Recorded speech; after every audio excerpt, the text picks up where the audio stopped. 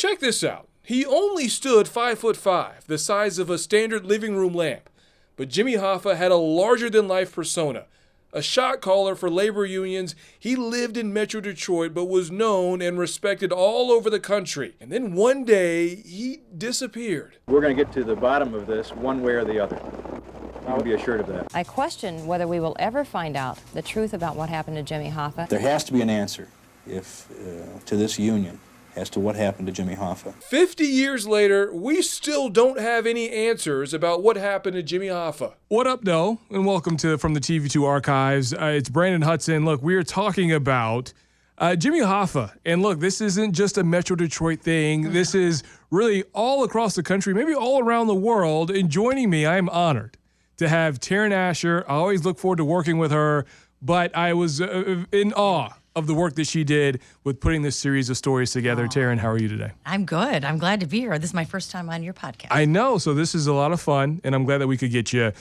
First and foremost, just tell me how this idea came about to do the series of stories on Jimmy Hoffa right around the time of his anniversary. Well, Matt Wentworth, the producer, was working on some other stuff, and he wanted me to take part in his and voice it and that. And I said, well, I can't. I said, I've been on 4 digs myself. I said, I can't be part of this unless I contribute to this because I could, take them back to all these different places. And I've always been fascinated. I think everybody is. I mean, I grew up, my grandpa, union guy, worked for Forbes, but it was different. But just having that kind of idea of Jimmy Hoffa, and then I live right in the area of Telegraph and Maple. So I passed the, where, Mac's Red Fox used to be all the time. So it's something that's just, I watched the movies. It stays with you. It's Italian. There's a lot of half Italian.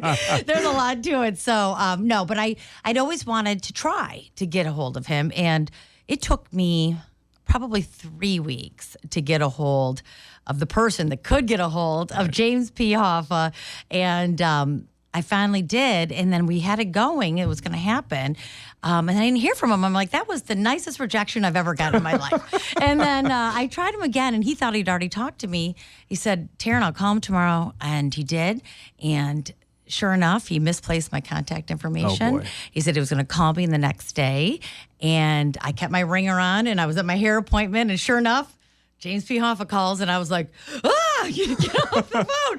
So I'd been working for 2 months to get this interview. And so he said he wanted to do it the next day at his Coney Island, Kirby's Coney Island in Troy, and 9:30 in the morning. And no matter what, I was going to get there. So there's a little bit of trouble trying to get there. What's the story behind you and this tire? And I won't bore people, but nothing, like I said, was going to stop me. And I pulled out of my neighborhood and hit a Michigan pothole and blew my tire.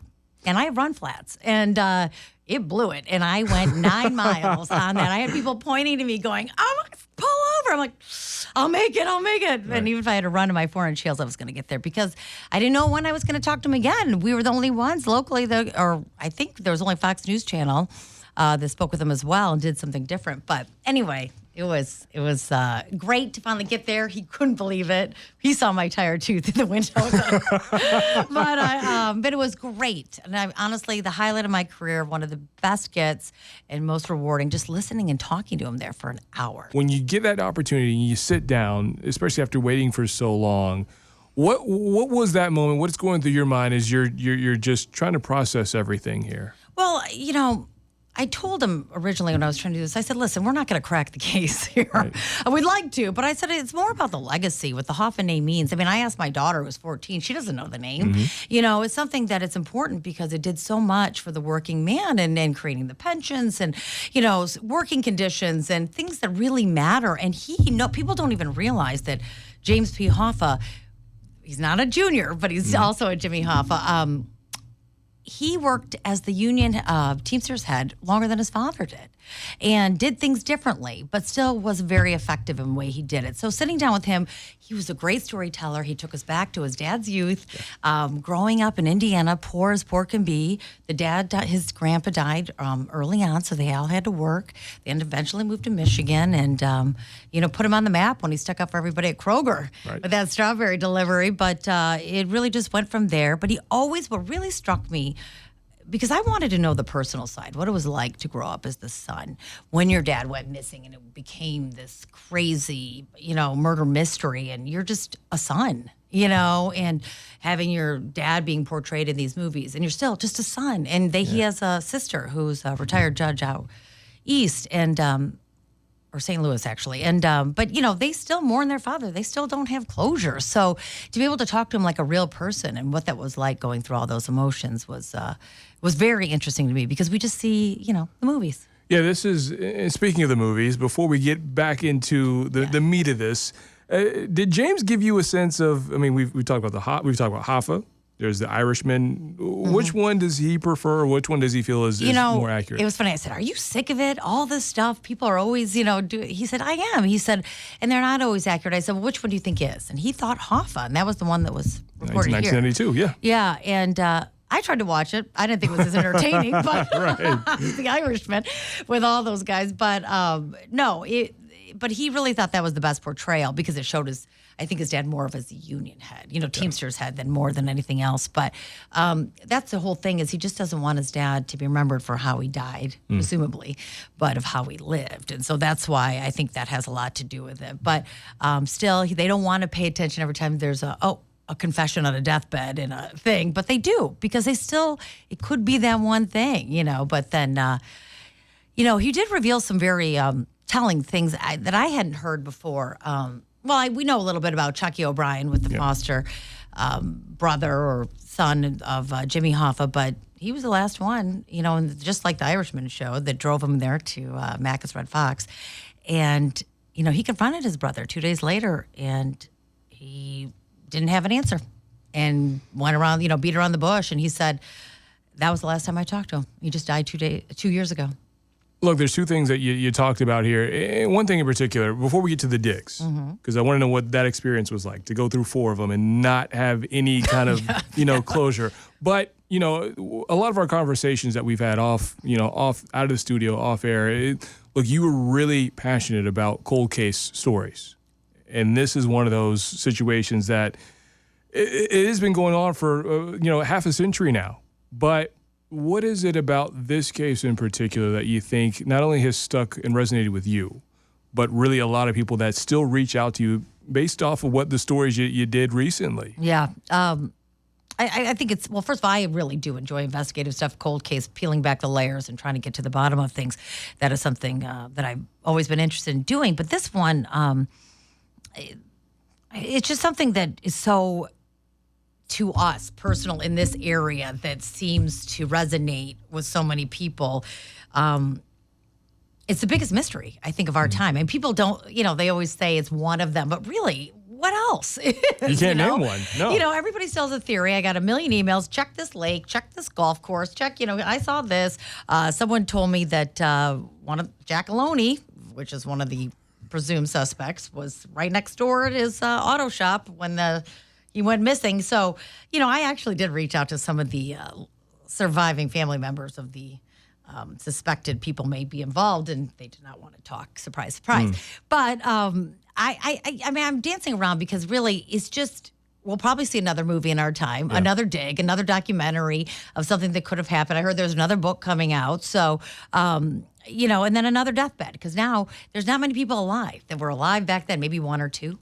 And they all have their theories. I have my own. I think that he's been gone for a very long time. Fox 2 producer extraordinaire, Matt Wentworth. Matt, how you doing, man? Great. How are you? Hey, good. Look, you don't have to roll your eyes, man. Look, you have put together a Jimmy Hoffa special here, and tell me, how did that idea come about? Because I know it's been 50 years this year since his disappearance, but how did the idea come about to have this special? Last December, I was thinking about it, thinking ahead, what's coming up in for next year, any anniversaries, anything like that. And I thought, wow, it'll be 50 years since Jimmy Hoffa.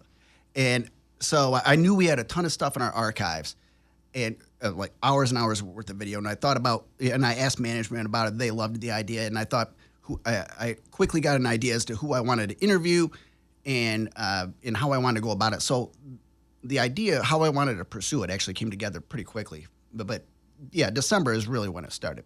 So this has been really, 6 months or so in the works here. Yeah, just from the idea, and then I started going through all the archives, and I mean, we had hours of stuff that I watched, and video that I logged, and sound bites that I looked at, and old news reports, and then YouTube of Jimmy Hoffa testifying before the U.S. Senate, and he and Bobby Kennedy yelling at each other, and John F. Kennedy, Senator, this was before he was president, Senator John F. Kennedy yelling at each other. So I watched that, and there was this. A Teamsters rally. I think it was at the Teamsters convention, 1961, I believe it was, and so I took some of the clips from that, and so I watched all that stuff. So that I did that over a period of a number of months.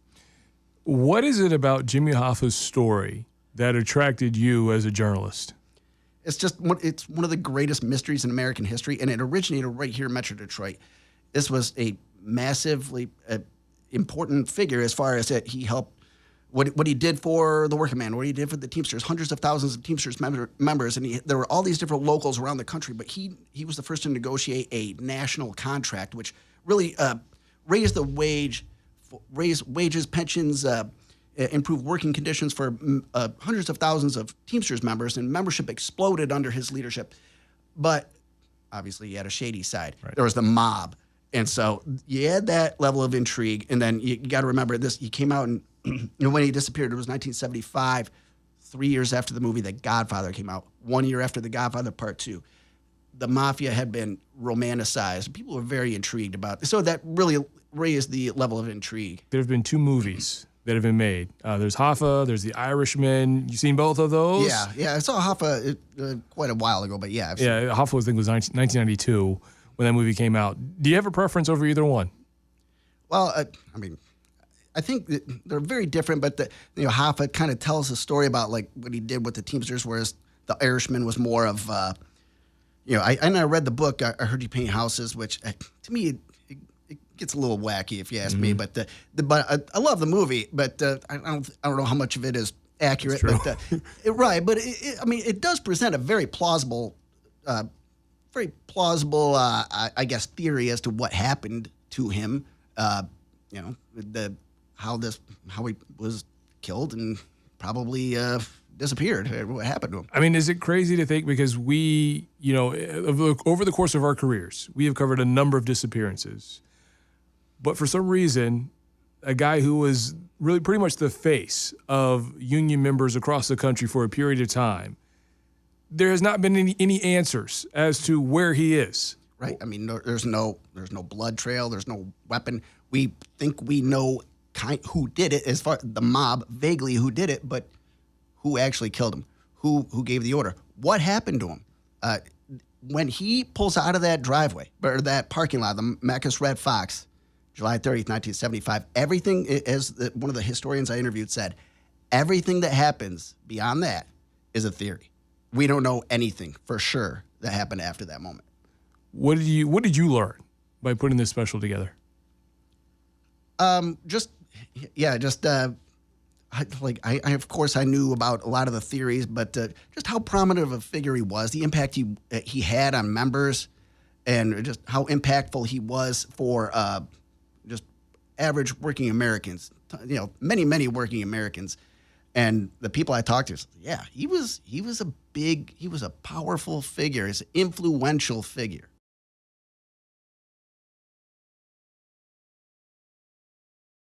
No violent action will take place against me. My father, James R. Hoffa, has been missing for some 32 hours. This was one of the biggest gets of your career. Did you ever think you'd be having it in a Kirby's Coney Island? Oh, no, but I kind of liked that. I mean, when I was, my grandpa used to always go to a Coney Island, see his friends or whatever.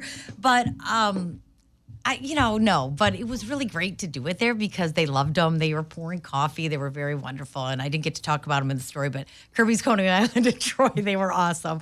But it was just really relaxed. He showed us pictures growing up and what it was like. And what I thought was so interesting is you saw this man bigger than life, not afraid of anything, Teamster fighting for people and going up against, government and mobsters and whatever has to be done. But yet he always made time for his family and said, and gave these life lessons to his kids. They were the first to go to college in the family.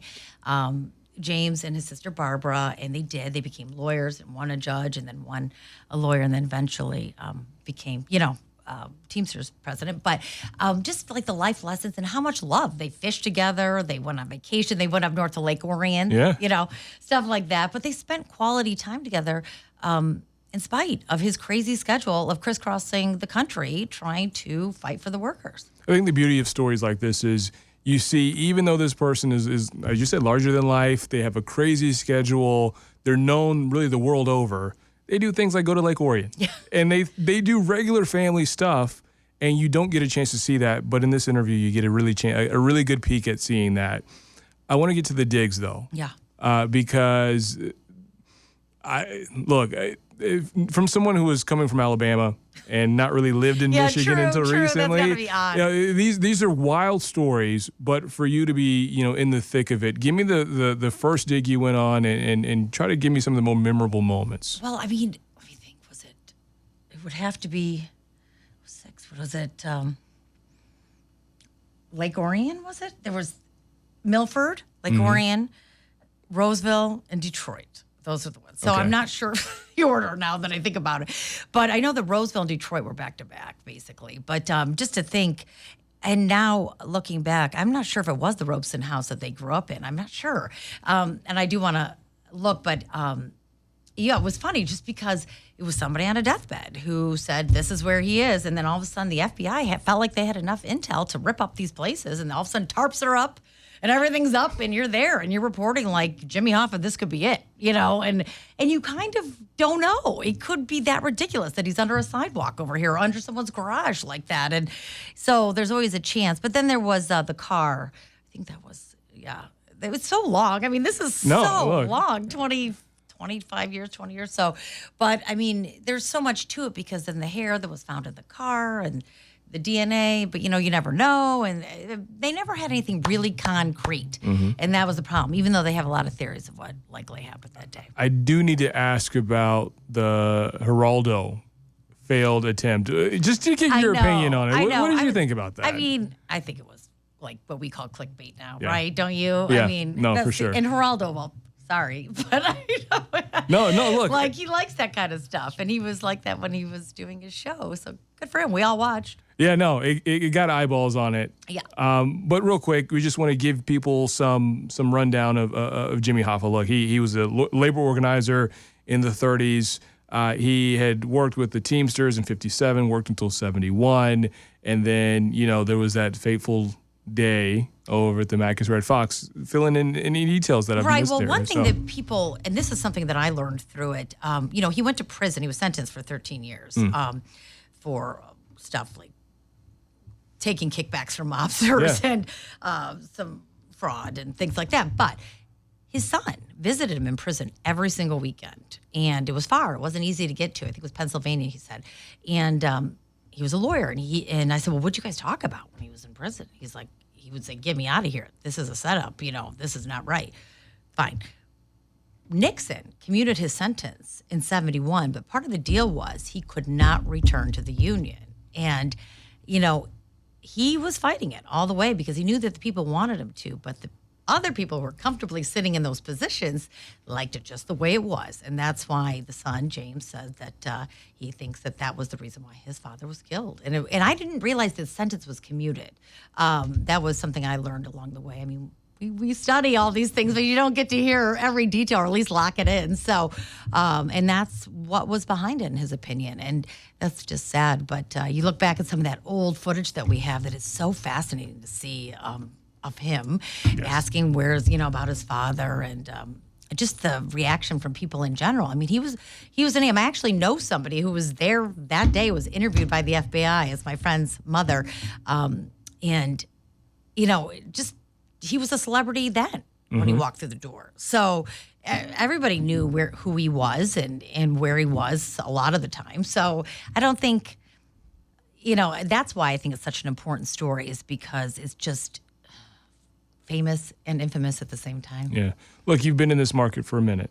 And I have. just No, saying, it's 18 years in September, yeah. So can you, for a lot of people who may be, newer to the area or, are moving here or maybe just they're listening but they're not from this area, give us a sense of the celebrity status that has come with being involved in the union or being a union head, because it is, what I've learned, it is a big deal here in Metro Detroit. I think it was more of a big deal, and that's the thing.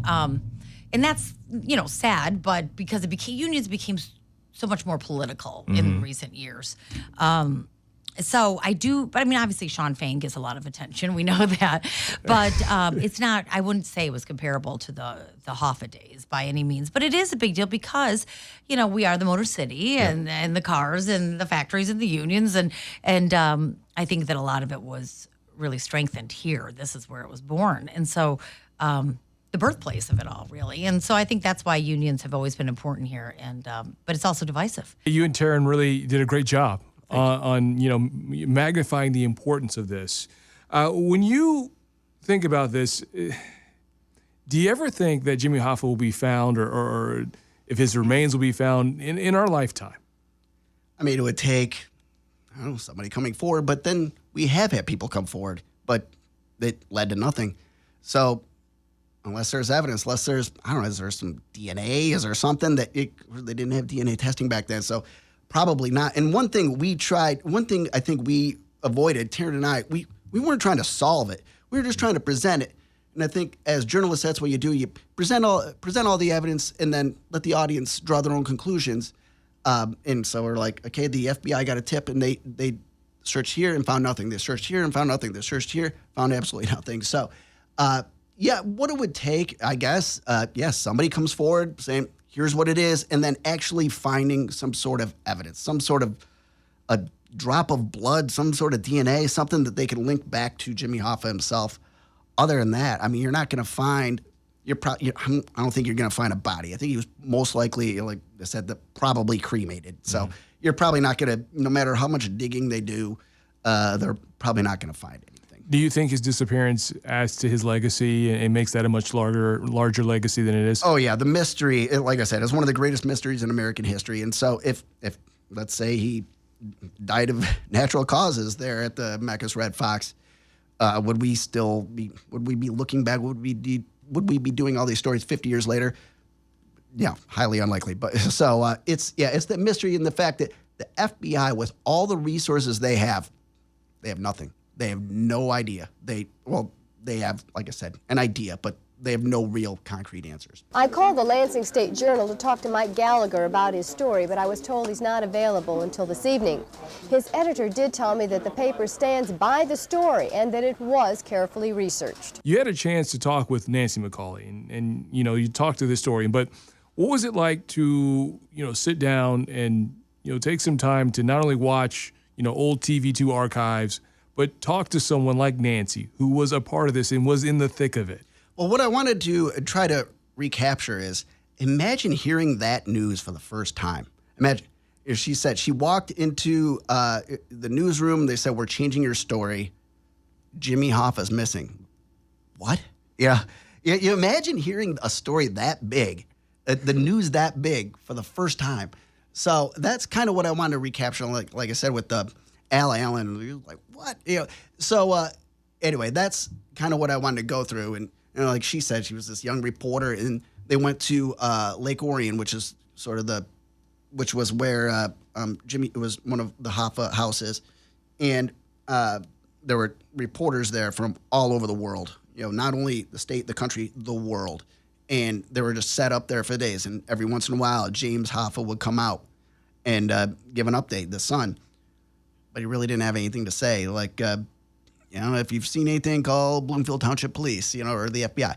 So there really wasn't much for him to say. So just having her go back through, looking at some of her old stories. I found a story of hers from, I think it was 1986, and she was looking at it, and we have a video of her watching her old report. And, so that was kind of fun. And just talking about, not only discovering that moment, but just doing that story day after day after day. And after a while, there's really nothing to say. At the end of the day, given now you've had a conversation with James P. Hoffa, what do you think that his father's legacy will be? That's hard.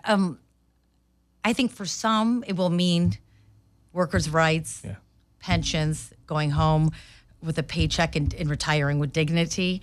I think for some it will be movies and salacious things that they see that break out there. And then there's going to be some that just learn about it in their history book. Or, there's people who have their story of, I met blah, blah, blah, who's related to so-and-so who saw this person, Right. I think it's going to be always a story that someone's going to tell or relate to or connect to, especially if you're here and you're from Michigan and in this area. So I don't know. I think it's part of our history here, and but it means something different to everyone. And I think he was a wonderful man.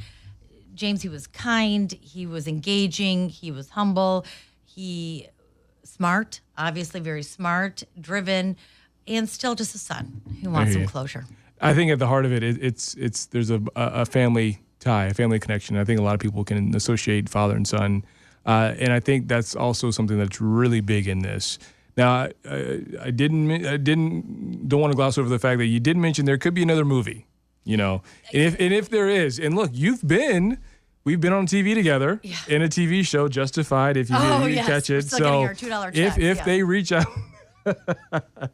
if they reach out and they say, "Hey, Taryn, we want to offer you a role," would you consider it? Absolutely. Why wouldn't I? Yeah, why not? No, I know that there was a documentary that was going on. He's working on his memoir as well, he said. So I don't know if I believe it's going to be in a book form. But, I think there will be, maybe. I mean, Irishman really was like the stars, the Italian stars come together, and those guys, but those De Niro movies are really big. I mean, they do a lot of big business. I mean, you look at The Town, you look at Godfather, you look at Irishman. I could name a whole list. Goodfellas, Goodfellas, for sure. Yeah. No, but I think it is always going to be intertwined with that. And if you ever go back into those stories, Hoffa will show up in them because he was just larger than life during 40-year span. Mm-hmm. So. Before I let you go, I did want to ask, because you did a lot of great journalism with this story. What advice do you want to give especially a lot of young journalists who may be watching this or listening to this about pursuing not only a story but pursuing a good story like this? First of all, make the call.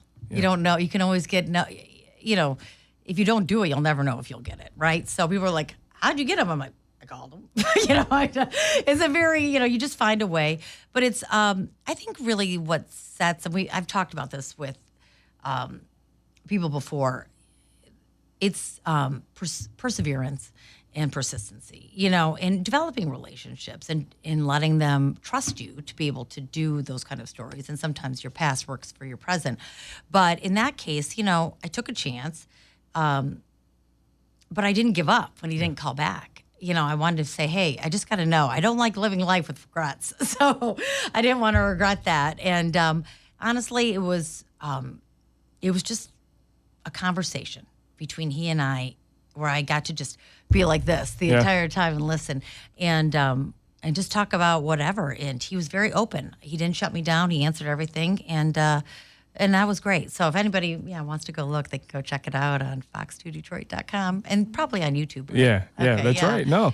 So. Look, Taryn Asher, I told Matt Wentworth this, but I'm proud of both of you. So thank you for joining us here on From the TV-2 Archives. We will have this streaming on Fox Local. It'll also be on YouTube, wherever you can find your podcast. We'll try to get it up there. I have to work with technology a little bit better. Yeah, it's not always easy. Right? It's not. But Taryn, thank you for Taryn, for Matt Wentworth. I'm Brandon Hudson, and have a good night.